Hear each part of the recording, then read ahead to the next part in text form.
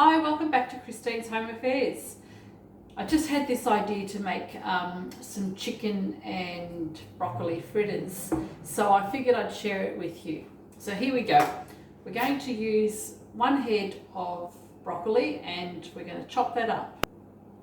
Now you can put this in the boiler or a steamer, whatever you prefer, but just for now I'm going to stick these in a pot with some water and just simmer it for about 5 minutes until it's softened a bit. So while I'm waiting for the broccoli to cook, I'm going to crush some garlic and do my meat mixture as well. So I love garlic. You can have as much or as little as you like of this. I'm going with 2 decent sized pieces.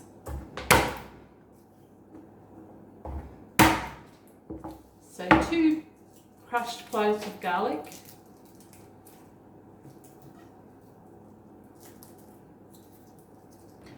So I've got 2 cloves of garlic that I've just finely chopped. You can crush them, chop them, eat them, whatever you like.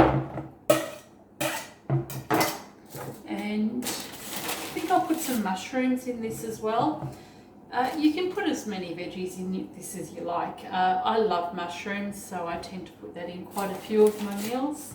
So I'm just going to chop up some mushrooms, just finely chop them. So about 3 or 4 mushrooms, just those little button mushrooms. You can add carrot or cauliflower or any veggies to this if you wanted to. So we want 500 grams of chicken mince. Now these are going to be chicken and vegetable fritters. You can equally do the same thing with beef or pork mince, so it's up to yourself. So we've got half a kilo of chicken mince into the pan or bowl. Remember to take the paper off, otherwise that won't be very tasty. We want to put an egg in there. So we've got 1 egg.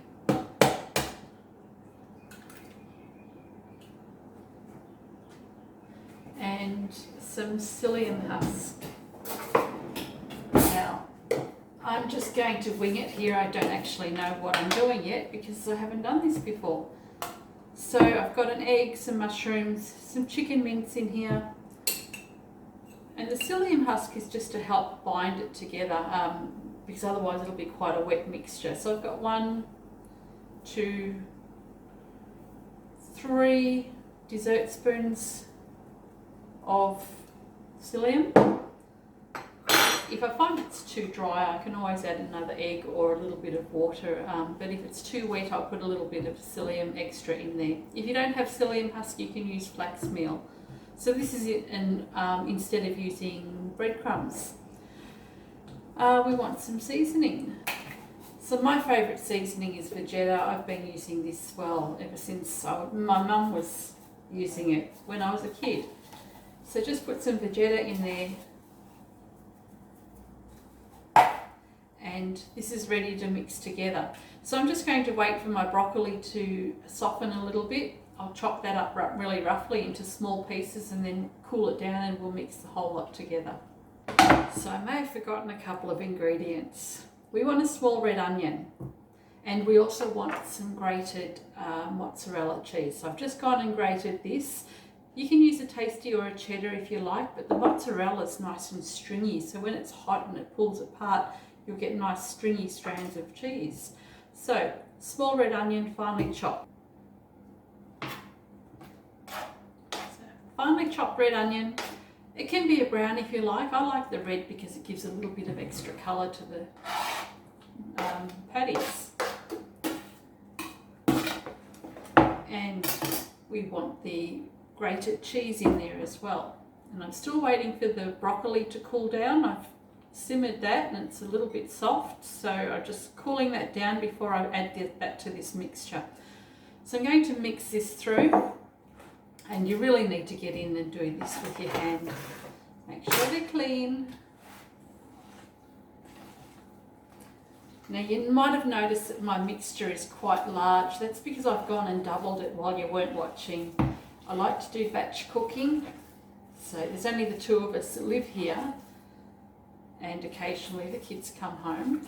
At the moment there's only the two of us living here, so rather than cooking a fresh meal every single day, I like leftovers, or we both like leftovers, and we also like to have these for lunch at work, or anything that I cook really we have for lunch at work.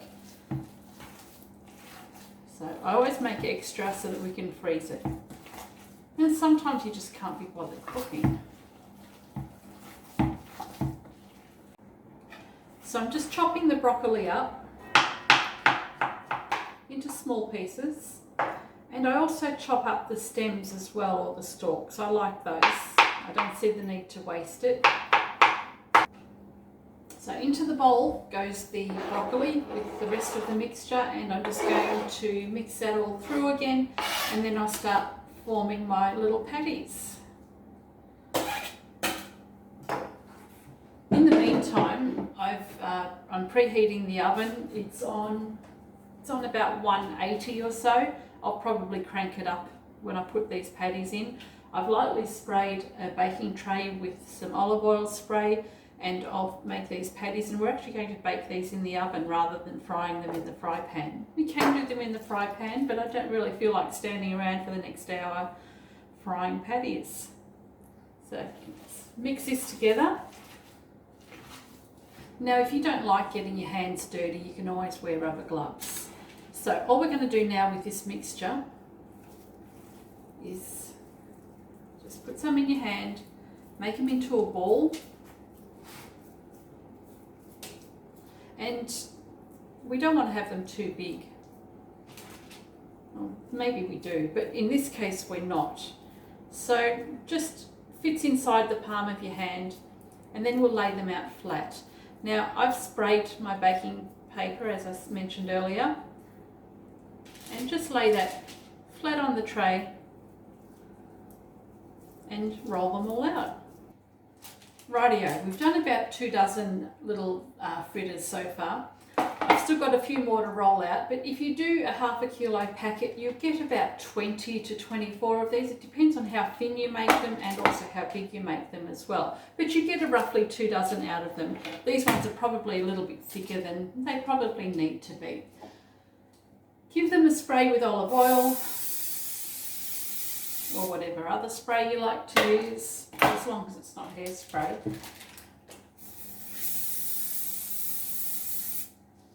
These will go into the oven now for 15 minutes. I'll flip them over, spray them again, and then give them another 15 minutes. Now I'm going to serve the chicken fritters with sour cream, and we love red cabbage, so I'm going to just simmer some red cabbage as well, and that's all we're going to have with it. There's plenty of vegetables inside the fritters anyway, with the broccoli, mushroom, onion, anything else that you might have put in there. So I'm just going to get a little bit of cabbage, red cabbage. Now if you want to have any vegetable you like, you can put that in. If you want to have buttered zucchini, if you want carrot, you can put carrots in if that meets your macros. So I'm just going to chop up some red cabbage, and that's all it is just a couple of handfuls, and we want some butter. So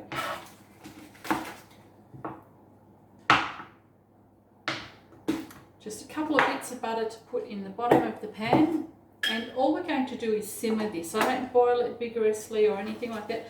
I don't put anything else in here except for maybe some seasoning. It's up to you what you like there. So just broccoli on top, and I'm going to simmer this on low for about 20 minutes until it's mostly soft, and then just serve it like that. It doesn't need anything else. The butter, a little bit of seasoning, and it's perfect. Red cabbage is really, really delicious. I love it on its own. Okay, I've got the cabbage simmering, and these have been in the oven for about 15 minutes at about 200 degrees, ready to flip them over.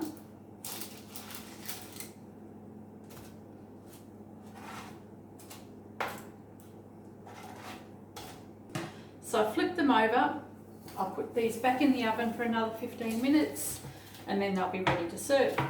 I'll go and do the same with the rest of them as well. All right, they've come out of the oven, nice and hot, nicely browned. They didn't go stringy like I thought they might, but they taste really nice anyway. This is red cabbage, cheesy, this is hot, cheesy minced chicken with broccoli and mushrooms served with sour cream. Just a really simple dinner. All up, it's taken me less than an hour to do the whole lot, and I've got a whole heap of leftovers for lunches, dinner tomorrow night if I can't be bothered cooking, and even for the freezer. So hope you enjoy. See you next time.